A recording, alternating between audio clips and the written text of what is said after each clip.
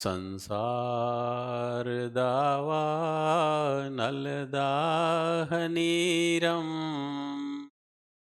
सम्मोहधूलिहरणे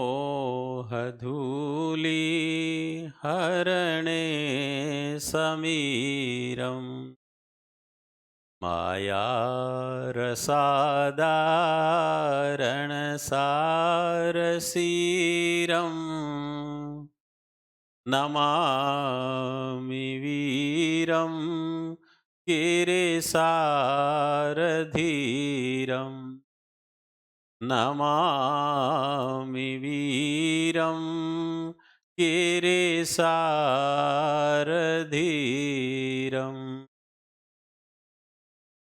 शासनेश प्रभु महावीर को वंदन। जिन शासन गौरव परम श्रद्धेय आचार्य भगवन पूज्य श्री हीराचंद्र जी महाराज साहब, परम श्रद्धेय भावी आचार्य भगवन परम श्रद्धेय श्री महेंद्र मुनि जी महाराज साहब आदि संत एवं सती मंडल के पावन चरणार बिंदों में कोटि कोटि वंदन। कल हमने कर्म बंध से संबंधित बंध स्वामित्व की चर्चा की थी और उसमें ये देखा था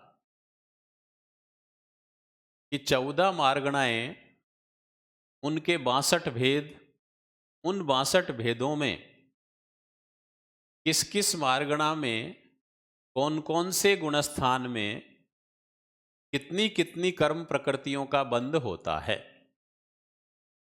और बंध होने का कारण क्या है उसको भी हमने समझने का प्रयास किया था।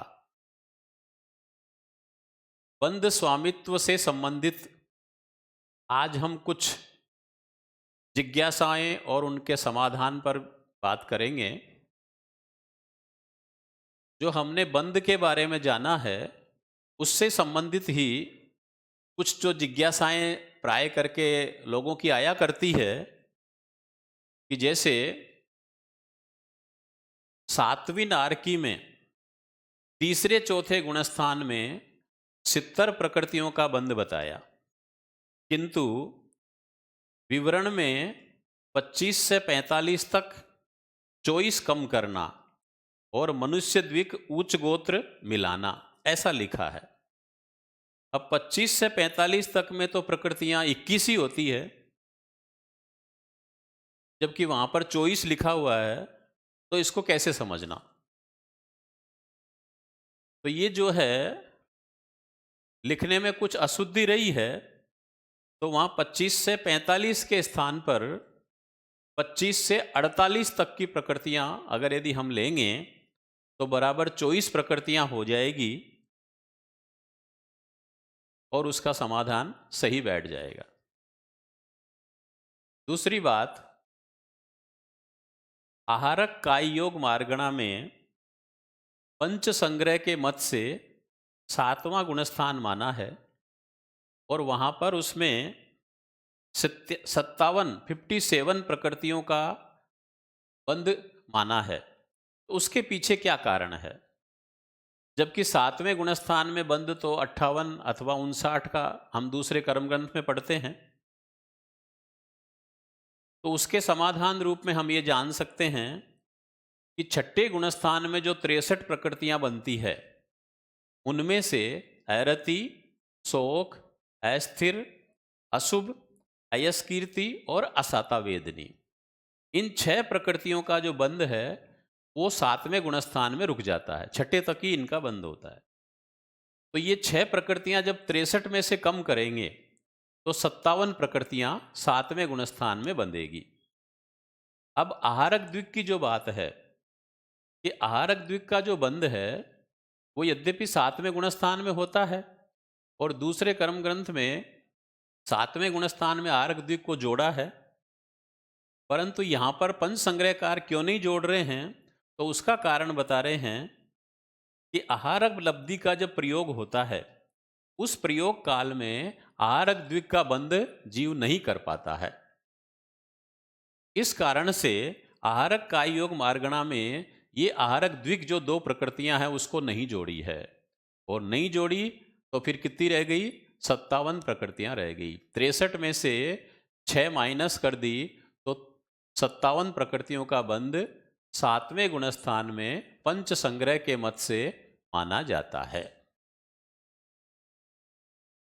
अब एक और जिज्ञासा आती है कि मन योग 13वें गुणस्थान में लेते हैं, इसका क्या कारण है?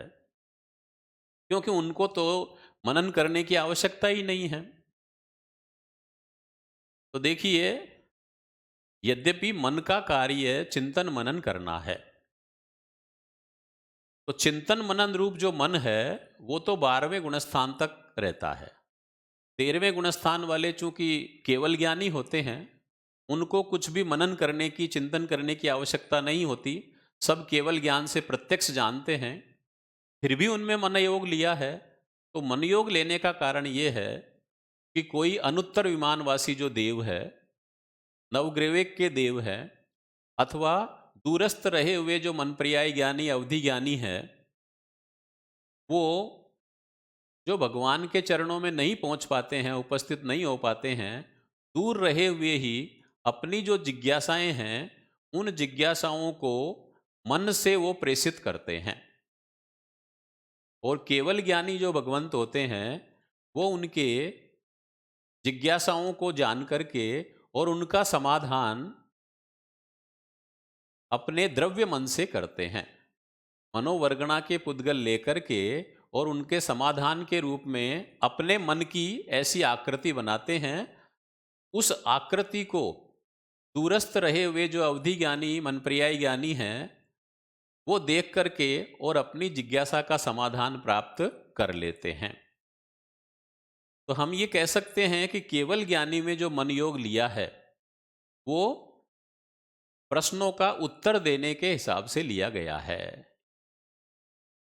वहां पर भाव मन नहीं है, मात्र द्रव्य मन माना गया है।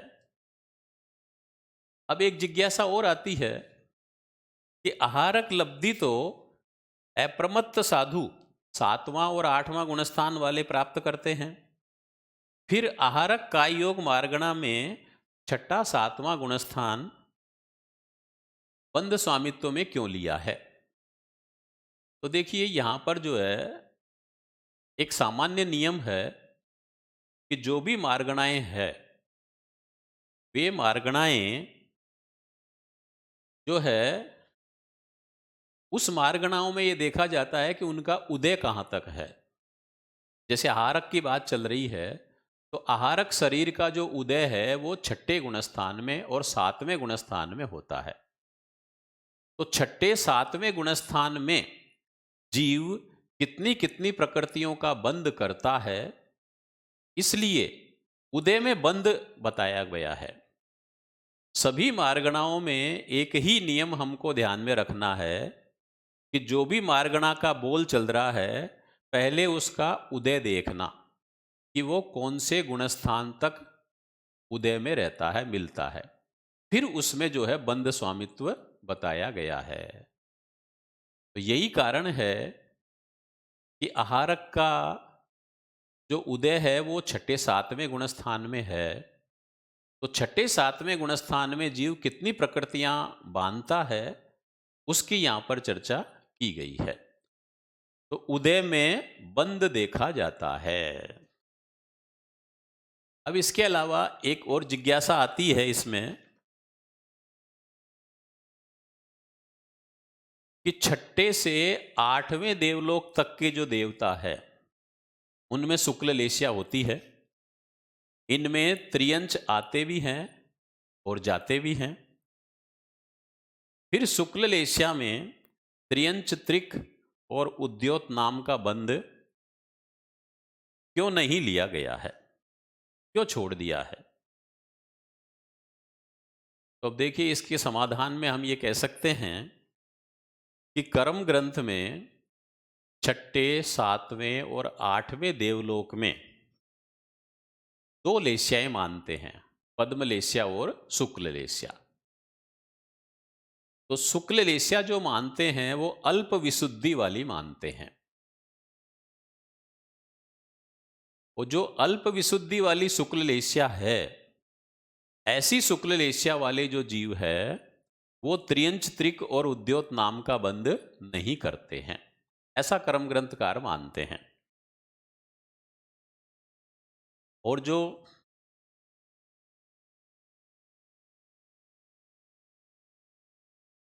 सॉरी त्रियन छठे सातवें आठवें देवलोक में जो शुक्ल लेस्या मानी है वो अल्प विशुद्धि वालों की अपेक्षा मानी है। और जो तीव्र विशुद्धि वाली शुक्ल लेस्या होती है वो कर्म ग्रंथकार नौवें देवलोक और उससे ऊपर मानते हैं।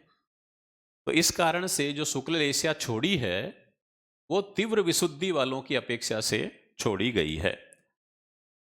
त्रियंच त्रिक और उद्योत नाम आगम के हिसाब से अगर यदि हम विचार करें तो छठे सातवें आठवें देवलोक में शुक्ल लेस्या ही मानते हैं, पद्म लेस्या नहीं मानते हैं। और उसके हिसाब से तो त्रियंच त्रिक और उद्योत नाम का बंध मानने में कोई बाधा नहीं है। कर्म ग्रंथकारों ने अल्प विशुद्धि वाली शुक्ल लेस्या होने के कारण से जो है उसमें बंध मान लिया है और तीव्र विशुद्धि वाली में नहीं माना है। अब एक जिज्ञासा और आती है इसमें बंध के बारे में कि असन्नी जो जीव है उसमें दो गुणस्थान होते हैं, पहला और दूसरा। पहले गुणस्थान में 117 प्रकृति बनती है और दूसरे गुणस्थान में 101 बनती है। 16 प्रकृतियां जो है कम हो जाती है। परंतु पुस्तक में जो है ये लिखा है कि भाई त्रियंच आयु और मनुष्य आयु इन दो का भी बंध जो है दूसरे गुणस्थान में नहीं होता। स्पष्ट है कि दूसरे गुणस्थान में असन्नी में जो है अपर्याप्त में ही होता है और छयावली का तक ही रहता है, तो उस समय आयु का बंध नहीं करता है, इसलिए दोनों आयु घटा दी जाती है। तो वहां 99 लिखा है। किंतु अगर यदि हम गहराई से विचार करते हैं तो असन्नी जो जीव है वो देवत्रिक, वैक्रिय द्विक और मनुष्यायु और त्रियंचायु इन 7 प्रकृतियों का बंध नहीं कर सकता है। इसलिए 99 के स्थान पर 94 प्रकृति का बंध मानना ज्यादा उपयुक्त है। 7 प्रकृति कौन सी छोड़नी?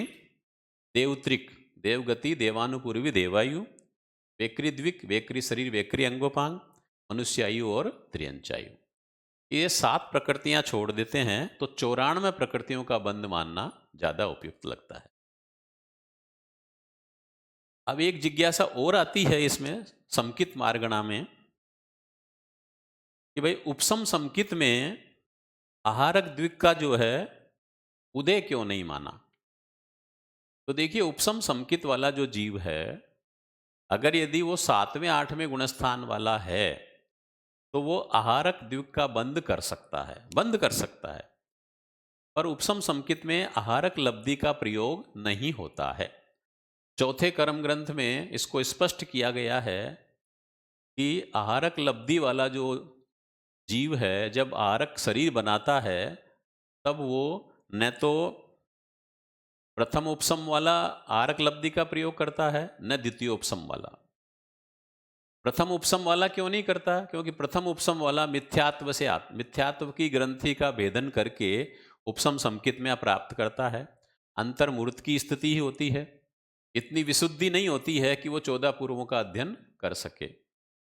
और द्वितीयोपसम वाला जो है यद्यपि क्षोपसम समकित से द्वितीयोपसम में आते हैं, वहां पर विशुद्धि भी हो सकती है, 14 पूर्वों का ज्ञान भी हो सकता है, परंतु द्वितीयोपसम में जो है जीव स्वाभाविक रूप से ही उत्सुकता, चंचलता, कौतुकता से रहित होता है, इसलिए वो किसी लब्धि का प्रयोग करता ही नहीं है। तो इसलिए ये कहा जाता है कि चाहे प्रथम उपसम समकित है चाहे द्वितीय उपसम समकित है, दोनों ही तरह की जो समकित है उसमें आहारक लब्धि का प्रयोग नहीं होता है।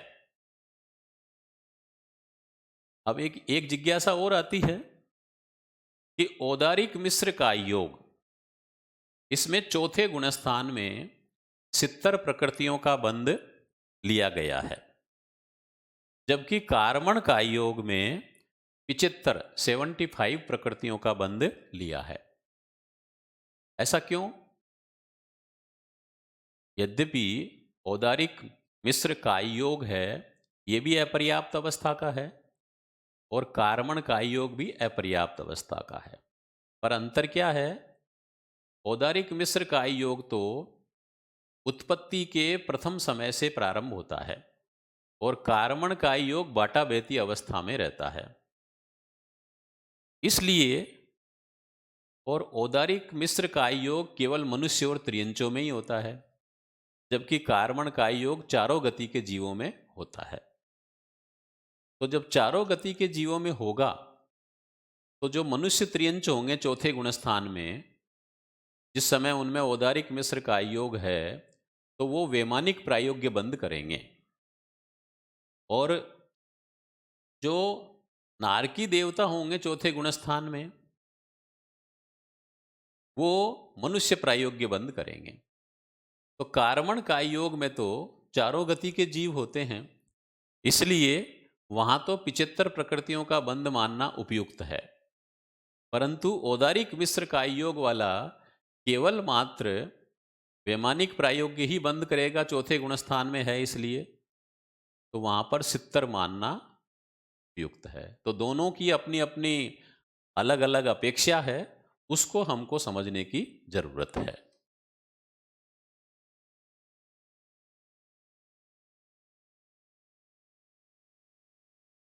तो इस तरह से कुछ ऐसी जो जिज्ञासाएं प्राय करके उभर कर सामने आती है, उसकी चर्चा यहां पर जो है हमने की है। अब हम जो है आगे इसमें उदय स्वामित्व संबंधी चर्चा करेंगे आज हम।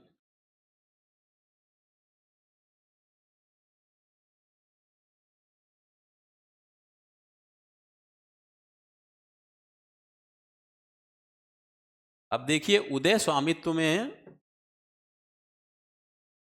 उदय का तात्पर्य है कोई भी कर्म बंधने के बाद जब उसका अबाधा काल पूरा हो जाता है और वो अपना फल देना प्रारंभ कर देता है, विपाक उदय आना उसका शुरू हो जाता है, तब उसको उदय माना जाता है। यद्यपि उदय दो प्रकार का कहा गया है, प्रदेश उदय और विपाक उदय। पर चूंकि यहां पर उदय का जो संबंध है वो विपाक उदय से है, अनुभूति वाले उदय से है, इसलिए उदय स्वामित्व में हम विपाक उदय की अपेक्षा चर्चा करेंगे। अब देखिए, उदय में हमको कुछ चीजें ध्यान में रखने की है।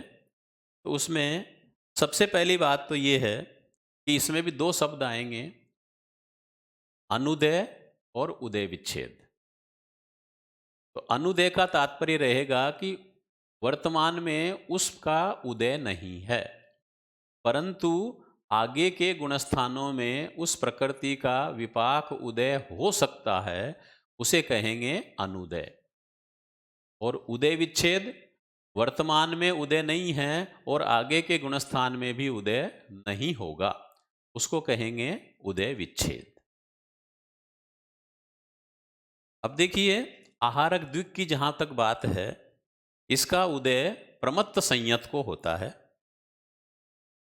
अप्रमत्त जो है कोई लब्धि का प्रयोग नहीं करते, इसलिए छठे गुणस्थानवर्ती जो साधु है, 14 पूर्वधारी छठे गुणस्थानवर्ती जो साधु है, वो आहारक लब्धि का प्रयोग करके आरक शरीर बना सकते हैं। तीर्थंकर नाम कर्म का जो उदय है, अब हम उदय की चर्चा कर रहे हैं। तीर्थंकर नाम कर्म का जो उदय है वो केवल ज्ञान प्राप्त होने के बाद में होता है, तो इसका उदय 13वें और 14वें गुणस्थान में माना जाता है।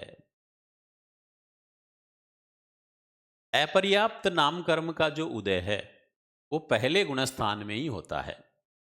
यहां अपर्याप्त का तात्पर्य लब्धि अपर्याप्त से है, जो अपर्याप्त अवस्था में ही मरण को प्राप्त हो जाते हैं, उनमें गुणस्थान पहला ही रहता है।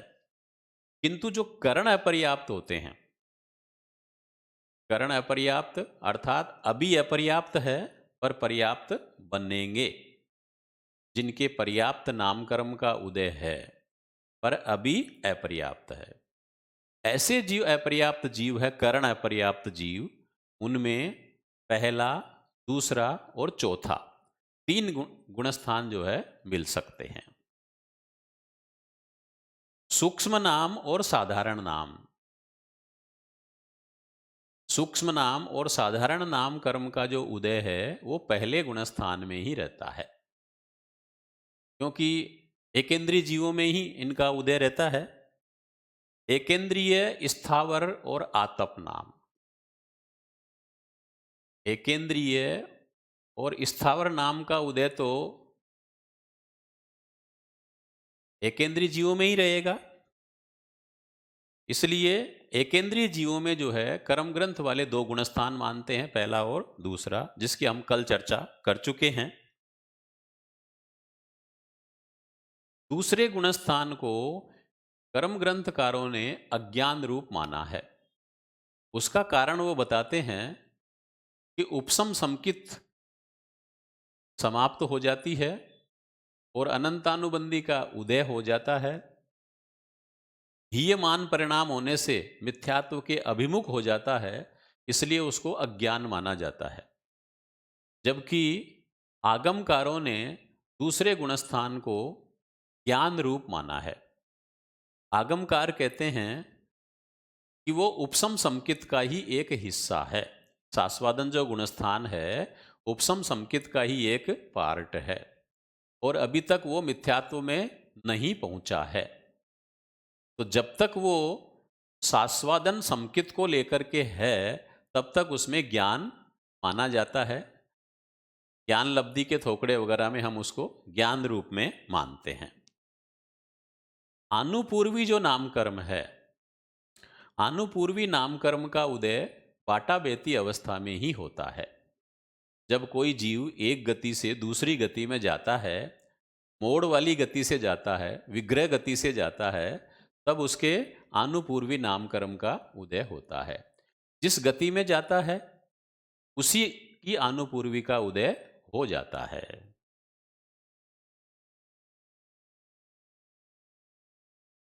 पर एक विशेष बात है कि जो जीव दूसरे गुणस्थान में है तो वो नरक में नहीं जाता है।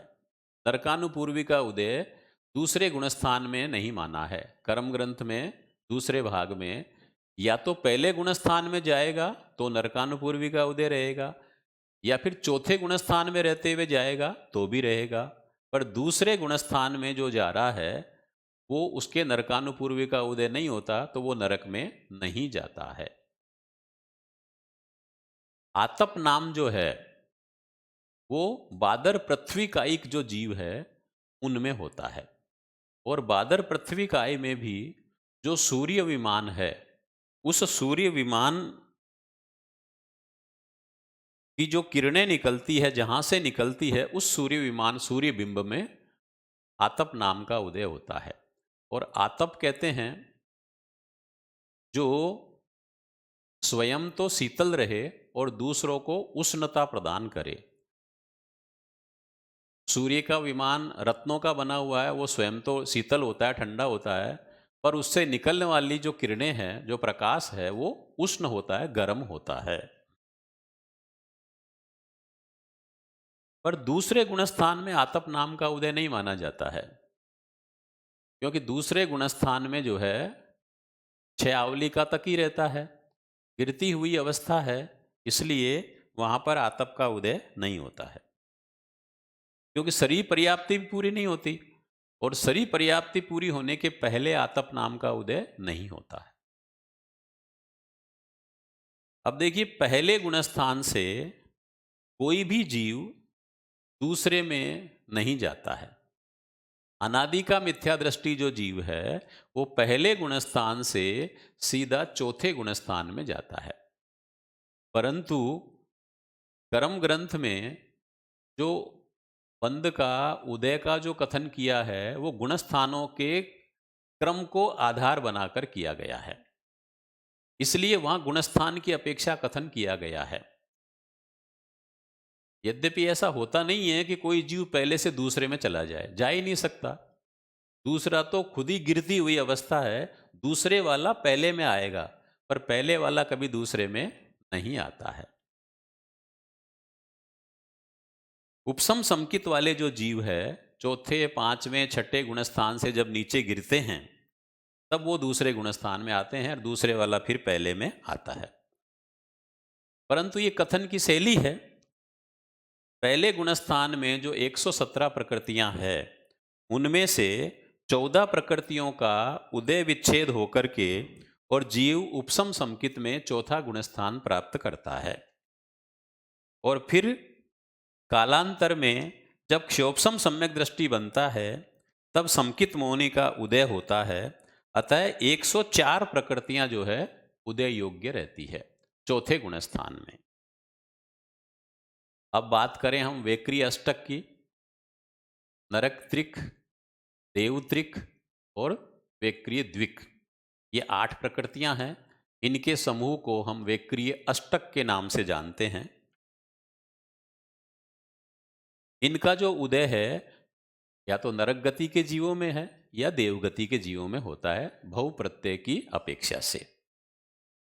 अब देवता नारकी में क्योंकि 1 से लेकर 4 गुणस्थान तक ही होते हैं, प्रथम 4 गुणस्थान ही है, इसलिए यहां पर जो है 4 गुणस्थान की अपेक्षा से ही उनका उदय का कथन किया जाएगा। लब्धि प्रत्यय की अपेक्षा से यहां पर कथन नहीं किया गया है। यद्यपि मनुष्य त्रियंच में होता है, पर उसकी यहां पर विवक्षा नहीं है।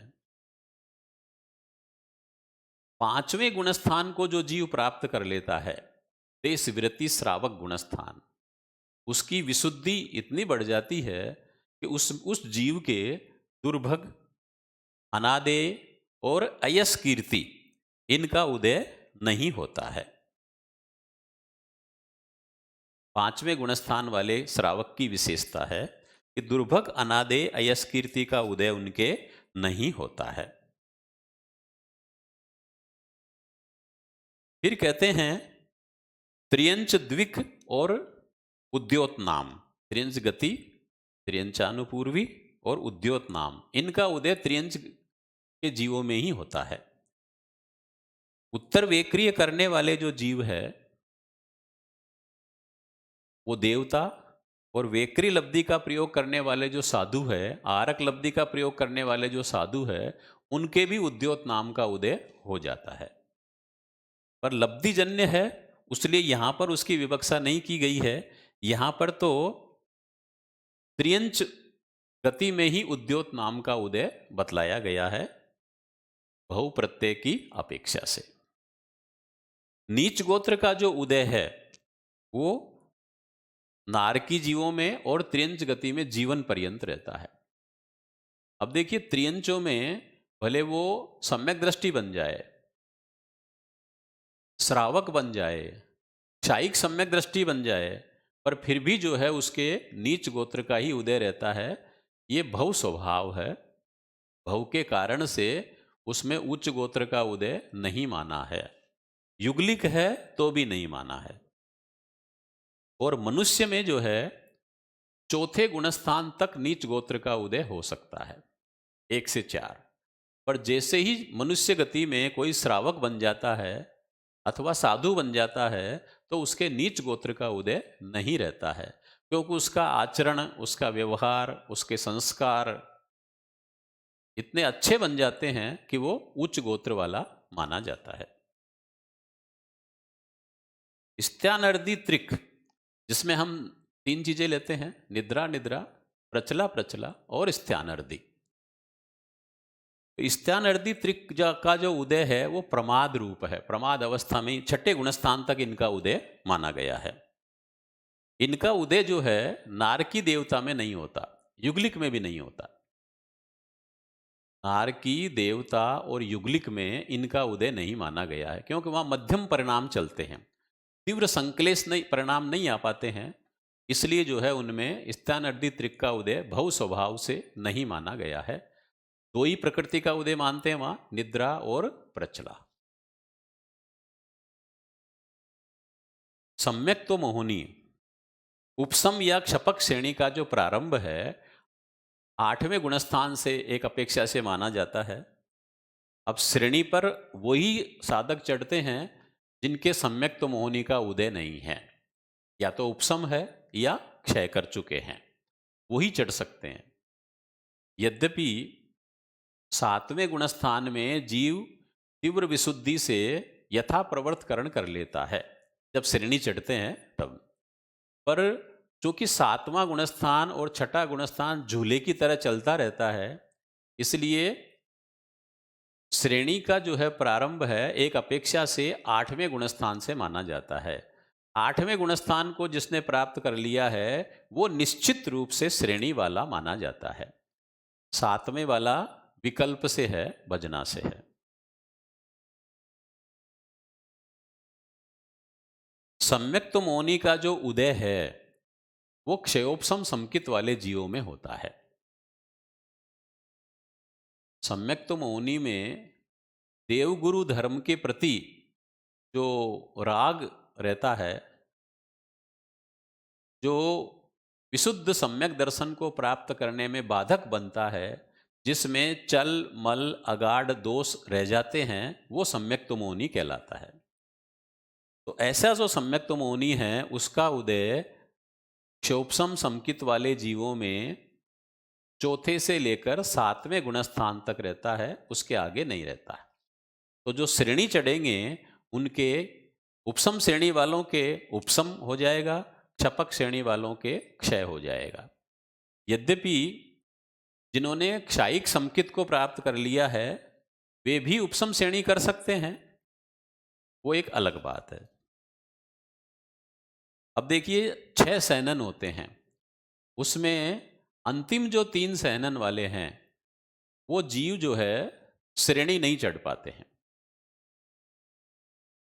7वें गुणस्थान तक प्राप्त कर सकते हैं, साधुपणा उनको आ सकता है, 6ठा 7वां गुणस्थान तक चढ़ सकते हैं, पर 8वां गुणस्थान और उससे ऊपर वो नहीं चढ़ पाते हैं, उनमें विशुद्धि नहीं आ पाती। इसलिए प्रथम 3 सहनन वाले जो है उपसम श्रेणी चढ़ सकते हैं और प्रथम वज्र ऋषभ नाराज सहनन वाले क्षपक श्रेणी चढ़ सकते हैं। 9वें गुणस्थान से लेकर के आगे के गुणस्थानों में इतने तीव्र संक्लेश परिणाम नहीं होते हैं, उनका उदय कम होता जाता है। इस कारण से जो हास्य आदि षटक जिसको नौ कसाई के रूप में मानते हैं उनका उदय नहीं रहता है। अर्थात 8वें गुणस्थान तक ही हास्य, रति, भय और जुगुप्सा इनका उदय रहता है। 9वें गुणस्थान में जो है वेद का उदय रह सकता है, स्त्री वेद, पुरुष वेद, नपुंसक वेद। जो जिस वेद से श्रेणी चढ़ रहा है उसके उस वेद का उदय वहां पर रहेगा। अगर यदि स्त्री वेद के उदय में कोई जीव श्रेणी चढ़ते हैं तो उनके स्त्री वेद का उदय रहेगा, पुरुष वेद वाले के पुरुष वेद का, और नपुंसक वेद वाले तीनों वेद वाले श्रेणी चढ़ सकते हैं। जिसका विपाक उदय रहेगा उसके जो 2 वेद हैं उनका जो है प्रदेश उदय रहता है। संज्वलन त्रिक का जो उदय है वो भी 9वें गुणस्थान तक रहता है, संज्वलन क्रोध, मान और माया, और संज्वलन लोभ का उदय 10वें गुणस्थान तक रहता है। 9वें गुणस्थान का प्रारंभ का जो भाग है वो सवेदी है और बाद के जो भाग है वो अवेदी माने जाते हैं। निद्रा और प्रचला ये जो 2 प्रकृतियां हैं इनका उदय 12वें गुणस्थान के द्विचरम समय तक हो सकता है। यद्यपि इसमें 2 मत है कि भाई निद्रा और प्रचला का उदय क्षपक श्रेणी वाले जीवों के होता है अथवा नहीं। तो कतिपय आचार्यों ने उसका उदय स्वीकार किया है और कुछ ने स्वीकार नहीं भी किया, पर चूंकि दूसरे कर्म ग्रंथ में इसका उदय माना है। औदारिक तेजस और कार्मण शरीर, औदारिक अंगोपांग, वज्रऋषभ नाराज सहनन, 6 संस्थान, वर्णादि चोक, उपघात, पराघात, निर्माण, अगुरु लघु, प्रत्येक तीर्थ और अस्थिर द्विक, ये जो 24 प्रकृतियां पुद्गल विपाकी है, इनका संबंध काय योग से है। और उच्छ्वास, विहाय गति, द्विक, इन 3 प्रकृतियों का जो है ये जीव विपाकी है। इसलिए 24 और 3 27 हो गई। सुस्वर और दुस्वर, इन 2 प्रकृतियां ये भी जीव विपाकी है, इनका संबंध वचन योग से है। जब कोई जीव अयोगी बनता है तो उनके इन 29 प्रकृतियों का उदय समाप्त हो जाता है। अर्थात 14वें गुणस्थान में उनके 12 प्रकृतियां जो है, उन 12 में से मनुष्यायु को छोड़ करके बाकी सारी प्रकृतियां जीव विपाकी प्रकृतियां कहलाती है। और इनका उदय 14वें गुणस्थान के चरम समय तक रहता है। 12 में से किसको छोड़ा है? मनुष्यायु को, क्योंकि वो बहुविपाकी प्रकृति है। इसलिए इस गुणस्थान में साता अथवा असाता वेदनी में से किसी एक का उदय होता है। जिसका उदय इस गुणस्थान में होता है, उसके विपरीत का जो उदय विच्छेद वो 13वें गुणस्थान में हो जाता है। इसका तात्पर्य क्या हुआ कि 13वें गुणस्थान के अंतिम अंतर मुहूर्त में वेदनीय की जिस प्रकृति का विपाक उदय है, साता अथवा असाता का, तो वही उदय 14वें गुणस्थान में रहेगा।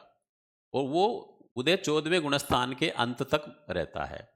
और जो उसकी विपरीत प्रकृति है उसका प्रदेश उदय चलता रहता है। इस तरह से यहाँ पर उदय स्वामित्व के बारे में कुछ जो महत्वपूर्ण जानकारियां हैं वो पहले सामने रख दी गई है। अब हम गुणस्थानों में उदय स्वामित्व को हम देखते हैं।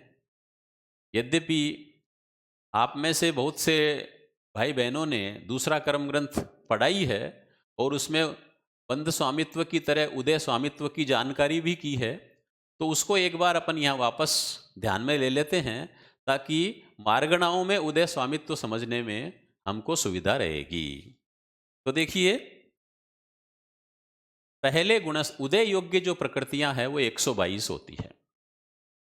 बंध योग्य थी 120, उदय योग्य हो गई 122। 2 का फर्क पड़ गया।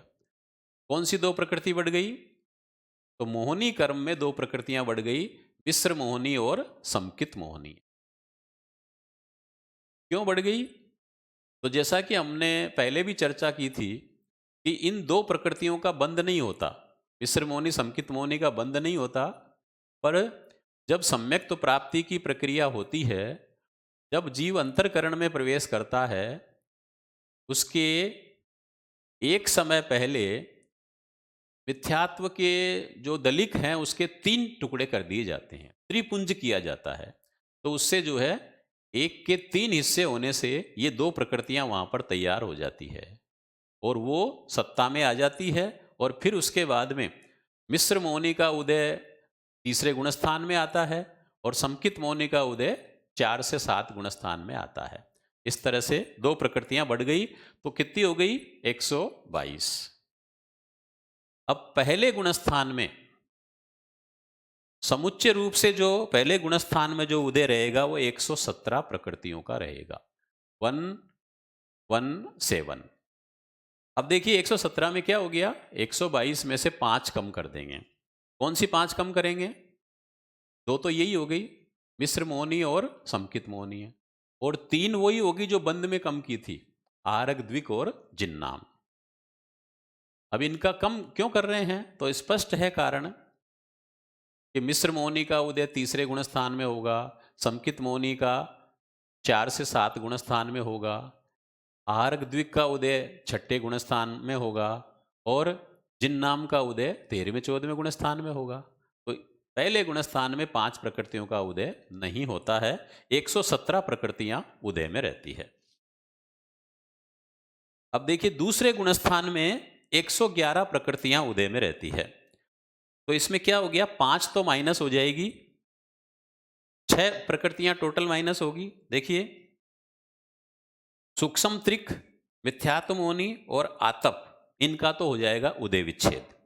और नरकानुपूर्वी का हो जाएगा अनुदय। अनुदय क्यों हुआ है? क्योंकि दूसरे गुणस्थान में नरकानुपूर्वी का उदय नहीं है, पर चौथे गुणस्थान में उसका उदय वापस हो जाएगा, इसलिए अनुदय का है। और जो 5 प्रकृतियां हैं उनका आगे उदय नहीं होगा, इसलिए उदय विच्छेद का है। अब तीसरे गुणस्थान में जो है 100 प्रकृतियां उदय में रहेगी। मूल कर्म 8 रहेंगे और उत्तर प्रकृतियों में 100 जो है प्रकृतियां उदय में रहेगी। उसमें से 9 और 3 12 प्रकृतियां कम होगी। अनंतानुबंधी चोक, जाति चोक, स्थावर नाम, इनका तो हो जाएगा उदय विच्छेद और 3 आनुपूर्वी का हो जाएगा अनुदय। तो ये 12 कम हो गई और मिश्र मोहनी का उदय बढ़ जाएगा। तो इस तरह से 12 माइनस हुई है, 1 प्लस हुई है, तो 100 प्रकृतियों का उदय तीसरे गुणस्थान में रहता है। अब देखिए चौथे गुणस्थान में 104 प्रकृतियां उदय में रहती है। अब 104 में क्या हो गया? 5 तो हो जाएगी प्लस। 5 कौन सी प्लस हो गई? आनुपूर्वी चोक और समकित मोहनी। ये 5 तो जुड़ गई और मिश्र मोहनीय कम हो गई।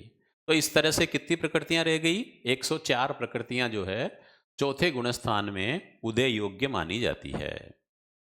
मिश्र मोहनी का उदय विच्छेद हो जाता है, इनका सबका उदय विच्छेद हो गया यहां पर। अब कह रहे हैं 5वां गुणस्थान, देश वृत्ति जो गुणस्थान है, उस 5वें गुणस्थान में 87 प्रकृतियां उदय में रहती है, 87। अब इसमें क्या हो गया? 17 प्रकृतियां माइनस हो गई। 5वें गुणस्थान में श्रावक बन गया तो अप्रत्याख्यानी चौक गया, आनुपूर्वी गई, मनुष्यानुपूर्वी, त्रियंचानुपूर्वी गई, और वेकरी अष्टक गया, दुर्भग, अनादेय, अयस्कीर्ति, इनका उदय विच्छेद हो गया। अब देखो आनुपूर्वी क्यों गई? क्योंकि श्रावक जो बनेगा वो पर्याप्त ही होगा, 8 वर्ष का होगा, उसके बाद ही बनेगा, इसलिए आनुपूर्वी का उदय बाटा बेता में रहता है, तो ये नहीं रहेगा। वेकरी अष्टक नारकी देवता में रहता है, चौथे गुणस्थान तक ही है, 5वें में नहीं है। बहुप्रत्यय की अपेक्षा कथन है, इसलिए उसको छोड़ दिया है। और दुर्भग, अनादेय, अयस्कीर्ति का उदय श्रावक के नहीं होता है। अब देखिए छठे गुणस्थान में 81 प्रकृतियां उदय में रहेगी। अब छठे गुणस्थान में 81 है, तो इसमें क्या हो गया? 8 तो कम हो जाएगी और 2 बढ़ जाएगी। कौन सी 2 बढ़ेगी? आहारक द्विक तो बढ़ जाएगी, क्योंकि आहारक लब्धि का प्रयोग छठे गुणस्थान वाला साधु कर सकता है। जो 14 पूर्वधारी है, आहारक लब्धि का धारक है, वो कर सकता है। और प्रत्याख्याना वर्ण चोक, त्रियंच गति, त्रियंच आयु, नीच गोत्र और उद्योत, इनका उदय विच्छेद हो जाएगा। 7वें गुणस्थान में 76 प्रकृति उदय में रहेगी। इसमें क्या होगा? 5 तो माइनस हो जाएगी, 5 और 4 9 प्रकृतियां कम हो जाएगी। 5 प्रकृति कम होगी, स्थानर्दी त्रिक, आहारक द्विक, इनका उदय विच्छेद हो जाएगा। और 8वें गुणस्थान में 72 प्रकृतियां उदय में रहेगी। 4 प्रकृति और कम हो जाएगी, अंतिम 3 सहनन और सम्यक्त मोहनी, क्योंकि अंतिम 3 सहनन वाला 7वें गुणस्थान से ऊपर नहीं जा सकता और सम्यक्त मोहनी का उदय भी 7 में से आगे नहीं होता है, इसलिए ये 4 प्रकृति 8वें गुणस्थान में माइनस कर दी, तो कितनी बच गई? 72 बच गई। 9वें गुणस्थान में 66 प्रकृतियां उदय में रहती है। अब 9वें गुणस्थान में 6 प्रकृति छोड़ दी है, हास्यादि षटक, क्योंकि 9वें गुणस्थान में विशुद्धि बढ़ जाती है, तो फिर हास्यादि षटक का उदय नहीं रहता है। 10वें गुणस्थान में जब जीव प्रवेश करेगा तो उसके 60 प्रकृतियां उदय में रहेगी। 3 वेद कम हो जाएंगे और संज्वलन त्रिक, संज्वलन क्रोध, मान और माया, ये कम हो जाएगी, तो कितनी बचेगी? 60 प्रकृतियां बचेगी। 11वें गुणस्थान में एक प्रकृति संज्वलन लोभ का उदय खत्म हो जाएगा, तो 59 प्रकृतियां उदय में रहेगी। 12वें गुणस्थान में अब मोहनी कर्म 11वें 12वें में कम हो गया, तो मूल कर्म 7 रहेंगे और 12वें गुणस्थान के प्रारंभ में 57 प्रकृति उदय में रहेगी, 57। 2 माइनस होगी, 2 सहनन, ऋषभ नाराज सहनन और नाराज सहनन, इनका उदय विच्छेद हो जाएगा। 12वें गुणस्थान के चरम समय में 55 प्रकृति रहेगी, निद्रा द्विक का उदय नहीं रहेगा। क्योंकि निद्रा द्विक का जो उदय है, निद्रा और प्रचला, इनका उदय 12वें गुणस्थान के द्विचरम समय तक ही रहता है, चरम समय में नहीं होता। 13वें गुणस्थान में जब जीव आएगा तब उसके ज्ञानावरणी पंचक, दर्शनावरणी चौक और अंतराय पंचक, ये 14 प्रकृतियां उदय में समाप्त हो जाएगी, उदय विच्छेद हो जाएगा। और अगर यदि जिन नाम का बंद किया हुआ जीव है तो तीर्थंकर नाम कर्म का उदय जुड़ जाएगा। तो इस तरह से 13वें गुणस्थान में जब प्रवेश करेगा तो 14 माइनस हो जाएगी और 1 प्लस हो जाएगी, तो कुल मिला के 42 प्रकृतियां उदय में रहेगी। और 14वें गुणस्थान में जब जीव प्रवेश करेगा तब उसके 12 प्रकृति उदय में रहेगी, अर्थात 30 प्रकृतियां उसके कम हो जाएगी। अब 30 प्रकृतियां जो कौन सी कम होगी देखो, तो साता असाता में से एक कम हो जाएगी, नाम कर्म की औदारिक द्विक, तेजस कार्मण शरीर,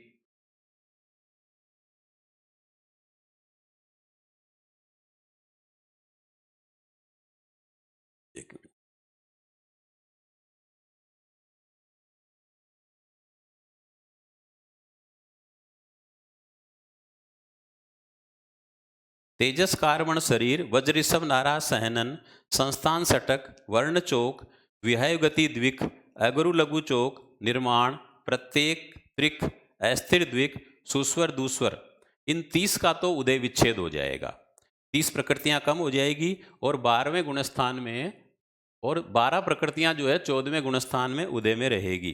कौन सी 12? तो साता साता में से कोई एक, मनुष्य आयु, मनुष्य गति, पंचेंद्रीय जाति, तीर्थंकर नाम, त्रस, बादर, पर्याप्त, सुभग, आदेय, यश कीर्ति और उच्च गोत्र। तो इस तरह से 30 प्रकृतियां कम हो गई और 12 प्रकृतियां उदय में रहती है 14वें गुणस्थान में। 14वें गुणस्थान के अंत में फिर ये 12 प्रकृतियों का भी उदय जब समाप्त हो जाता है, सारे कर्म समाप्त हो जाते हैं, तब जीव जो है वहाँ से सिद्ध बुद्ध और मुक्त हो जाता है। इस तरह से हमने जो है आज दूसरे कर्म ग्रंथ का जो उदय अधिकार है, उस उदय अधिकार के बारे में हमने जो है यहाँ पर चर्चा की है। अब हम आगे एक एक मार्गणाओं में, 14 मार्गणाओं के जो 62 भेद है, उसमें उदय स्वामित्व किस तरह से रहता है, उसकी चर्चा हम यथा समय करने का प्रयास करेंगे। जय जिनेन्द्र।